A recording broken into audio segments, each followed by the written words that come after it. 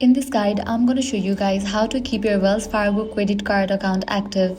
Let's get started. One of the easiest ways to keep your account active is to use your credit card occasionally. Even making a small purchase every few months, such as paying for a streaming subscription, groceries, or gas, can help so regular account activity. After making your purchase, be sure to pay your balance on time. It's also important to make at least the minimum payment by the due date every month if you have a balance.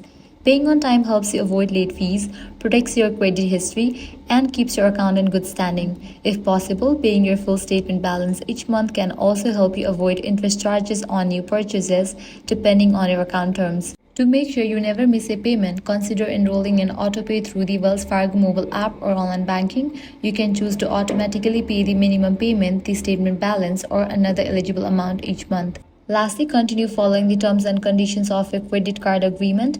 Keeping your account in good standing and using your card responsibly can help you maintain access to your credit line and any rewards or benefits associated with your card.